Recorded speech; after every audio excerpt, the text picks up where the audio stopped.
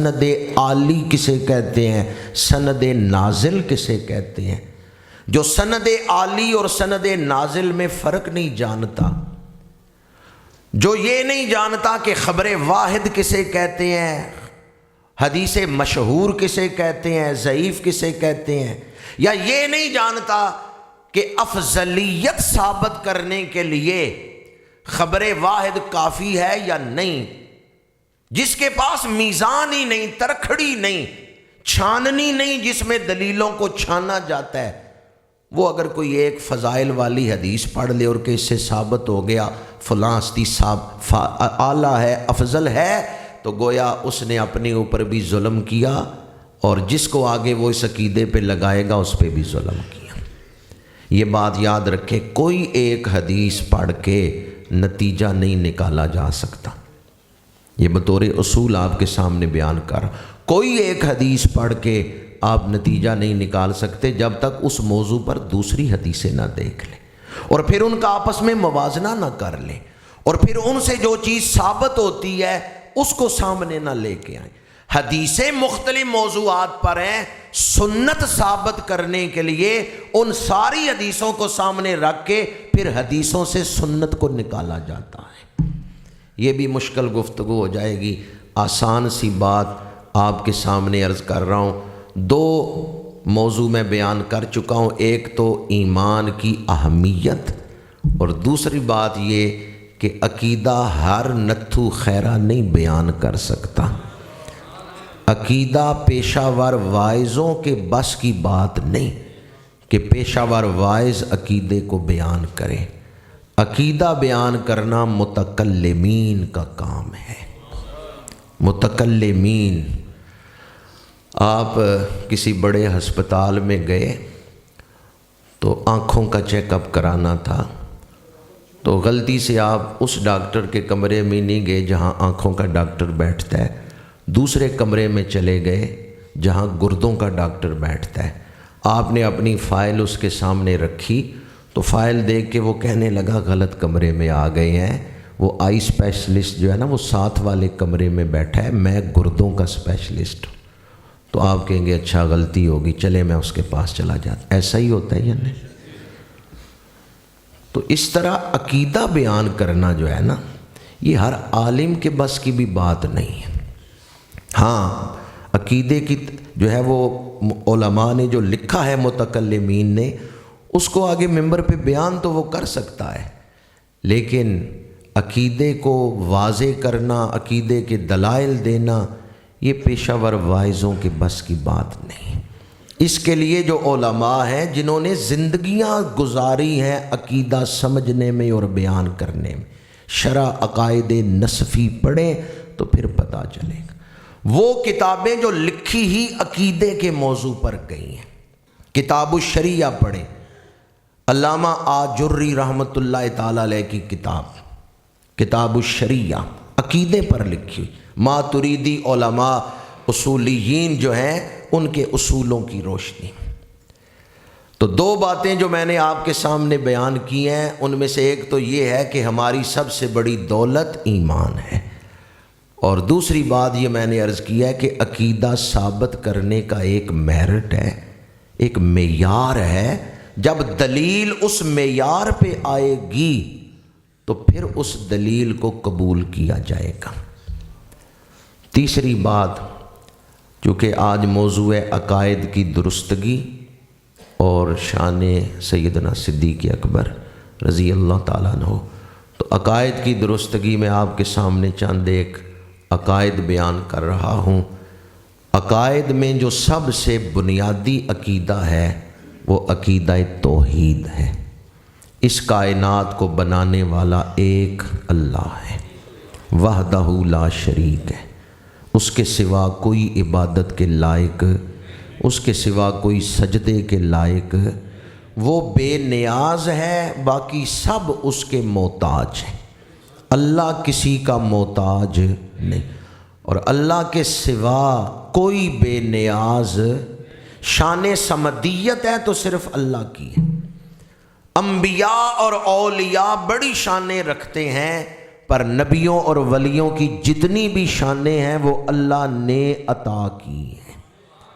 اللہ کون ہے؟ جس کی صفتیں ذاتی ہیں، وہ حی ہے، قیوم ہے، قائم بالذات ہے۔ اس کی ذات میں وہ صفتیں ہیں کہ کسی نے اس کو دی نہیں، وہ قائم بالذات ہے، ذاتی صفتیں رکھتا ہے، لا زوال، دائمی صفتیں اور بے انتہا صفتیں رکھتا ہے۔ کوئی اور اس کے سوا واجب الوجود نہیں، کوئی اور معبود نہیں۔ لا الہ الا اللہ، الہ ہے تو صرف اللہ ہے۔ دوسرا عقیدہ نبوت۔ اللہ نے انسانوں کی ہدایت کے لیے کم و بیش 1.25 لاکھ نبی بھیجے۔ سب سے آخر میں میرے اور آپ کے آقا کریم ختم نبوت کا تاج پہن کے تشریف لائے۔ حضور صرف نبی نہیں ہیں، اللہ کے آخری نبی ہیں۔ جو حضور کو صرف نبی مانے اور آخری نبی نہ مانے وہ مسلمان نہیں۔ مسلمان وہ ہے جو حضور کو آخری نبی مانتا ہے۔ کیا خبر کتنے تارے کھلے چھپ گئے، پر نہ ڈوبے نہ ڈوبا تاجدار ختم نبوت، تاجدار ختم نبوت، تاجدار ختم نبوت۔ اس کے بعد تیسرا عقیدہ، ویسے ایک عقیدے کی تشریح کریں تو درس قرآن کا سارا وقت کافی ہے، لیکن چونکہ میں عقائد کی درستگی کے حوالے سے چند ایک عقائد عرض کرنا چاہتا ہوں، اس لیے مختصراً عقائد میں سے جو اہم ترین ہیں وہ آپ کے سامنے بیان کر رہا ہوں، جو بنیاد ہیں۔ اللہ وحدہ لا شریک ہے، اس کے سوا کوئی عبادت کے لائق نہیں۔ حضور اللہ کے آخری نبی بن کے تشریف لائے ہیں۔ تیسرا عقیدہ، جیسے ہماری عمر ہے کسی کی 70 سال 80 سال، جب عمر پوری ہوتی ہے موت آ جاتی ہے، اسی طرح زمین کی بھی ایک عمر ہے۔ جب زمین کی عمر پوری ہوگی پھر قیامت آ جائیں گی، ستارے بکھر جائیں گے۔ اذا السماء انفطرت واذا الکواکب انتثرت واذا البحار فجرت واذا القبور بعثرت۔ آسمان پھٹ جائے گا، ستارے بکھر جائیں گے، سمندر اپنی حدوں سے باہر نکل کے بہنے لگیں گے۔ یہ موت کے بعد دوبارہ اٹھنا اور حساب کتاب، یہ اسلام کے بنیادی عقائد میں سے ہے۔ جیسے ہر شخص کی زندگی ہے اس نے ختم ہونا ہے، موت آتی ہے، اسی طرح زمین کی عمر پوری ہوگی، قیامت آئے گی اور اللہ پھر مردوں کو زندہ کرے گا۔ چوتھا عقیدہ، قرآن کسی انسان کا کلام نہیں، یہ خالق کائنات کا کلام ہے۔ قرآن اللہ کا کلام ہے، غیر مخلوق ہے۔ پہلے نبیوں پہ اللہ نے جو کتابیں نازل کی ہم ان کو بھی مانتے ہیں۔ والذین یؤمنون بما انزل الیک وما انزل من قبلک، تورات، زبور، انجیل، صحیفے جو پہلے نبیوں پہ نازل ہوئے ہم ان پر ایمان رکھتے ہیں، لیکن ان میں تحریف ہو گئی اور وہ منسوخ ہو گئے۔ سب سے افضل کتاب قرآن پاک ہے۔ پہلی کتابوں کی حفاظت اللہ نے اپنے ذمے نہیں لی، قرآن کی حفاظت اللہ نے اپنے ذمے لی ہے۔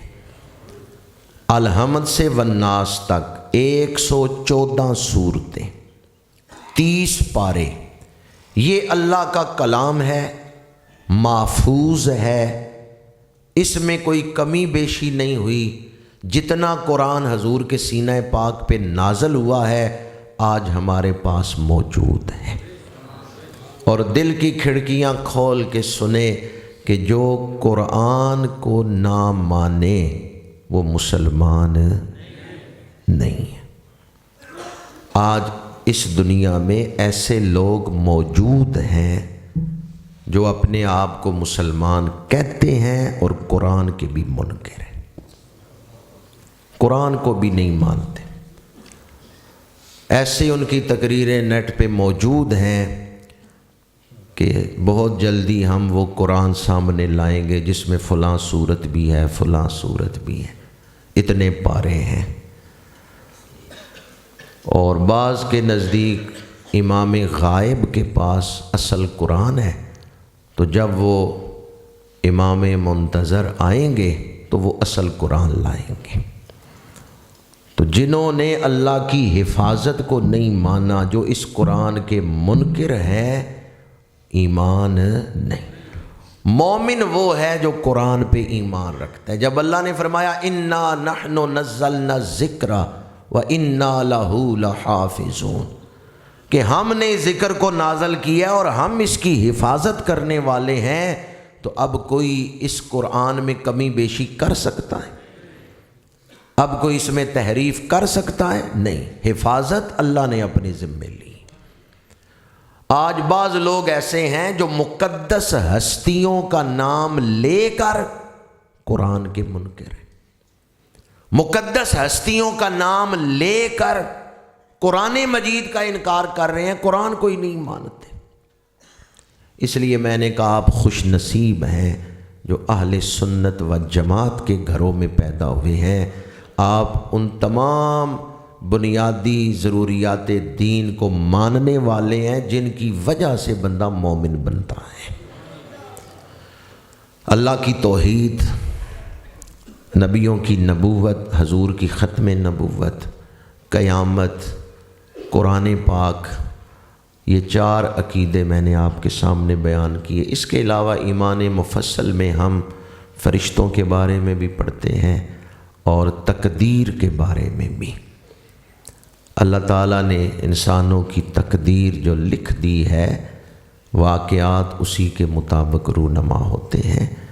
ہاں، اللہ نے مجبور نہیں کیا کسی کو، اختیار دیا ہے، اور ہم اپنے اختیار سے وہ کام کرتے ہیں۔ مجھے یاد ہے کہ میں نے یہاں کئی دفعہ تقدیر کے موضوع پر گفتگو کی ہے، اس لیے میں تقدیر والے موضوع کو آپ کے سامنے نہیں تشریح کر رہا کہ کئی دفعہ یہاں درس قرآن میں نے تقدیر کے موضوع کی تشریح کی ہوئی ہے۔ آج اتنا ہی عرض کر رہا ہوں کہ تقدیر پر ایمان یہ ضروریات دین میں سے اور بنیادی عقائد میں سے ہے۔ اس کے بعد نسبت رسالت، جن کی حضور کے ساتھ نسبت ہے ان کا ادب ہمارے اوپر فرض ہے۔ محمد الرسول اللہ والذین معہ اشداء علی الکفار، یہاں جو فرمایا والذین معہ، اب آگے ان ہستیوں کی شان ہے جو حضور کی صحبت سے فیض اٹھانے والے ہیں۔ تو جب فرمایا والذین معہ تو بتا دیا جو جو حضور کا بن گیا اس کا ادب ہمارے اوپر فرض ہے۔ اہل بیت صحابہ کرام، ان کا ادب ہمارے اوپر فرض ہے۔ جو اہل بیت کا گستاخ ہو، بے ادبی کرے، اس کا اہل سنت سے تعلق نہیں، اور جو صحابہ کا بے ادب ہو، صحابہ کا گستاخ ہو، اس کا بھی اہل سنت سے کوئی تعلق نہیں۔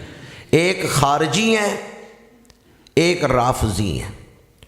جو آل رسول کے گستاخ ہوئے وہ خارجی ہو گئے، اور جو صحابہ کرام کے گستاخ ہوئے وہ رافضی ہو گئے۔ اہل سنت وہ ہیں صحابہ کا ذکر ہو پھر بھی خوش ہوتے ہیں، اہل بیت کا ذکر ہو پھر بھی خوش ہوتے ہیں۔ اہل سنت صحابہ اور اہل بیت دونوں کے غلام ہیں۔ اہل بیت اور صحابہ کرام دونوں کا ادب کرنے والوں کو اہل سنت و جماعت کہتے ہیں۔ اس مہینے کی 22 تاریخ کو جس ہستی کا وصال ہوا ہے، پیکر صدق و صفا، کشتہ تسلیم و رضا، رونق بازار مصطفیٰ، اصدق الصادقین، سید المتقین، افضل البشر بعد انبیاء بالتحقیق، سیدنا ابو بکر الصدیق رضی اللہ تعالی عنہ۔ آپ کا جو مقام و مرتبہ ہے میرے جیسے طالب علم کے بس کی بات نہیں، بلکہ ہماری اوقات ہی نہیں کہ ہم شان صدیق کو بیان کر سکیں۔ ہماری حیثیت ہی کیا ہے کہ ہم اس ہستی کی شان بیان کرنے کا حق ادا کر سکیں جن کی شان خود خدا نے قرآن میں بیان فرمائی ہے۔ ذرا تصور تو کریں، جن کی شان خدا بیان کرے، ہماری وہاں کیا حیثیت؟ ہم نہ بھی بیان کریں انہیں کوئی کمی ہے؟ ہم جتنی بھی شانیں بیان کر لینا حضرت صدیق اکبر کی، وہ بہت نیچے کی بات ہے۔ صدیق اکبر کی شانیں ہمارے بیان سے بہت بلند ہیں۔ کوئی اس غلط فہمی میں نہ رہے کہ ہمارا بیان، ہماری تقریریں، ہماری تصانیف، ہماری تدریس، اس سے فائدہ ہوگا صحابہ کو۔ نانا، ان کی شانیں تو اللہ نے لا ریب کتاب کے اندر بیان فرمائی۔ سینکڑوں آیتیں ہیں شان صدیق اکبر میں۔ جتنی آیتیں صحابہ کے شان میں آئی ہیں، پہلے مصداق صدیق اکبر ہے، جن کی شان خود اللہ بیان کرے۔ اللہ کسی کا محتاج، وہ بے نیاز ہو کے شان بیان کر رہا ہے، وہ الہ ہو کے شان بیان کر رہا ہے، وہ معبود ہو کے شان بیان کر رہا ہے۔ وَسَيُجَنَّبُهَا الْأَتْقَى الَّذِي يُؤْتِي مَالَهُ يَتَزَكَّى وَمَا لِأَحَدٍ عِندَهُ مِن نِّعْمَةٍ تُجْزَى إِلَّا ابْتِغَاءَ وَجْهِ رَبِّهِ الْأَعْلَى وَلَسَوْفَ يَرْضَى۔ وہ بے نیاز ہو کے بیان کر رہا ہے، ثَانِيَ اثْنَيْنِ إِذْ هُمَا فِي الْغَارِ إِذْ يَقُولُ لِصَاحِبِهِ لَا تَحْزَنْ إِنَّ اللَّهَ مَعَنَا۔ قرآن پاک میں اللہ نے شان بیان کیا ہے، وَالَّذِي جَاءَ بِالصِّدْقِ وَصَدَّقَ بِهِ أُولَٰئِكَ هُمُ الْمُتَّقُونَ۔ کتنی آیتیں ہیں جو شان صدیق اکبر میں نازل ہوئی ہیں۔ اللہ پاک نے جناب سیدنا صدیق اکبر کی شان بیان فرمائی، حضور نے تلاوت کر کے سنائی۔ قیامت تک مسجدوں کے محرابوں میں شان صدیق پڑھی جاتی رہے گی، قیامت تک قرآن پڑھا جاتا رہے گا، شان صدیق بیان ہوتی رہے گی۔ قرآن کی حفاظت کس نے اپنے ذمے لی ہے؟ قرآن میں شان صدیق بیان ہوئی ہے تو شان صدیق کی حفاظت اللہ نے اپنے ذمے لے لی ہے۔ قیامت تک قرآن پڑھا جاتا رہے گا، شان صدیق قیامت تک بیان ہوتی رہے گی۔ ہماری کیا اوقات ہے کہ ہم ان کی اصل کما حق ہو ساری شانیں بیان کر سکیں؟ ہم چند شانیں بیان کرتے ہیں اور وہ بہت نیچے کی بات ہے، ان کی شانیں تو اس سے بہت عرفہ اور اعلیٰ ہیں۔ حضرت علامہ محمد ہاشم ٹھٹوی رحمۃ اللہ تعالیٰ علیہ نے الطریقۃ المحمدیہ میں لکھا ہے، شان صدیق اکبر میں رسول اللہ کی 800 حدیثیں وارد ہوئی ہیں۔ جس کی شان میں حضور کی ایک حدیث ہو نا، وہ بھی بڑی شان والا ہے، کیونکہ زبان رسالت نے تعریف کی ہے۔ جس کی شان میں ایک حدیث ہو وہ بڑی شان والا ہے، تو جس کی شان میں 800 حدیثیں حضور نے فرمائی ہیں۔ قرآن، حدیث۔ اس کے بعد جو تیسرا ماخذ ہے دین کا، وہ ہے اجماع امت۔ اور اجماع امت میں سب سے افضل اجماع صحابہ کا اجماع۔ صحابہ کسی عقیدے پر اجماع کر لیں کہ یہ بات اس طرح ہے، بعد والی ساری امت مل کے صحابہ کے اجماع کو توڑ نہیں سکتی، کیونکہ صحابہ نے قرآن کس سے سنا ہے؟ جی، جب قرآن اتر رہا ہے نا، صحابہ موجود ہیں، وحی کی حالت میں حضور کو دیکھا ہے اور براہ راست حضور سے قرآن سنا ہے۔ صحابہ نے دین کس سے سیکھا ہے؟ براہ راست حضور سے سیکھا۔ اس لیے صحابہ کسی بات پہ اکٹھ کر لیں کہ یہ بات اس طرح ہے، بعد والی امت صحابہ کے اجماع کو توڑ نہیں سکتی۔ صحابہ کا اجماع سب سے افضل اجماع ہے۔ قرآن پاک میں آیتیں شان صدیق میں نازل ہوئیں، 800 حدیثیں شان صدیق میں۔ اب حضور کے وصال کے بعد صحابہ کا جو پہلا اجماع ہوا ہے وہ شان صدیق اکبر پہ ہوا ہے، افضلیت صدیق اکبر پہ ہوا ہے۔ صحابہ نے جو پہلا اکٹھ کیا ہے وہ اس بات پہ کیا ہے کہ نبیوں کے بعد سب سے افضل ہیں تو حضرت صدیق اکبر ہیں۔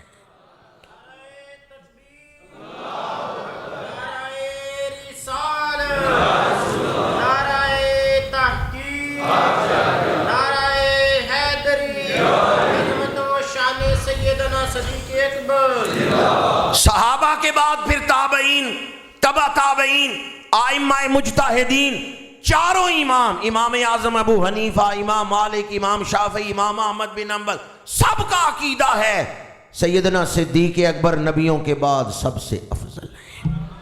ایک دور تھا امام احمد بن حنبل کی طرف ایسی باتیں منسوب کی گئیں جو آپ سے ثابت نہیں تھی، ان کا علماء نے بعد میں توڑ کیا۔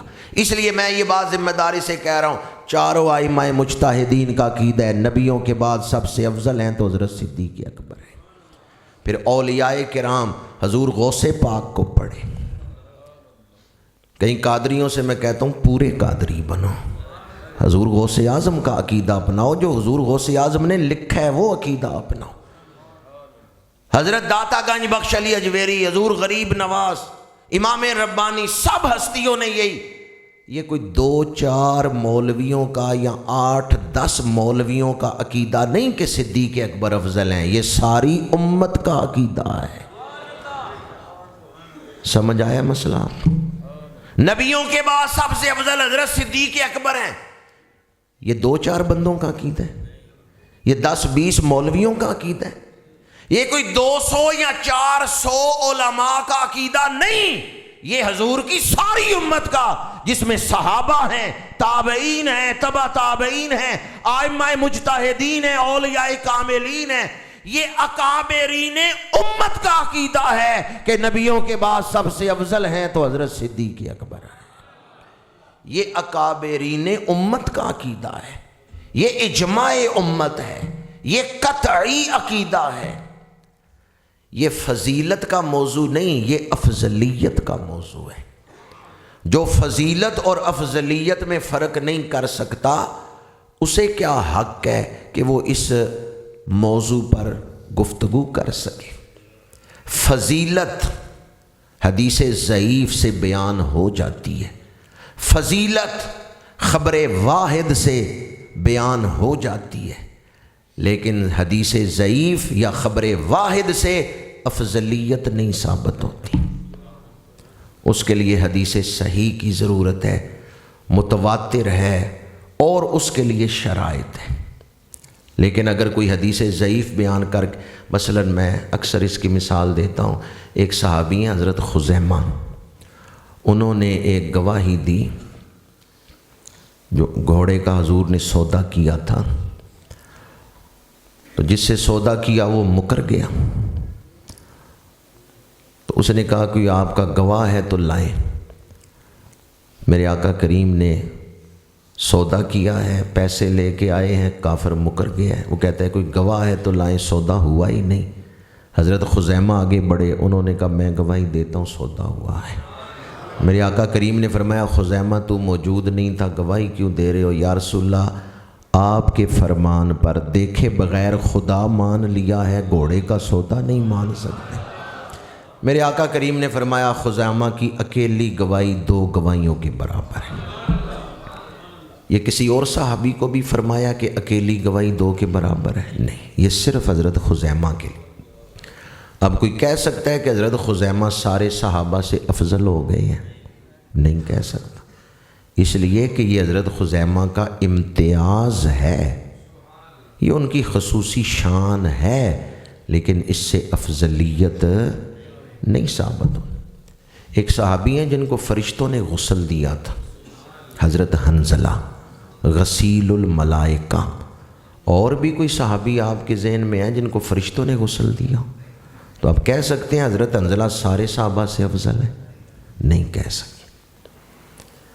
حضرت فاروق اعظم کے بارے میں حضور نے فرمایا کہ میں نے خواب دیکھا ہے، عمر چل رہے ہیں اور قمیض جو ہے وہ اتنی لمبی ہے کہ زمین کے ساتھ گھسٹ رہی ہے۔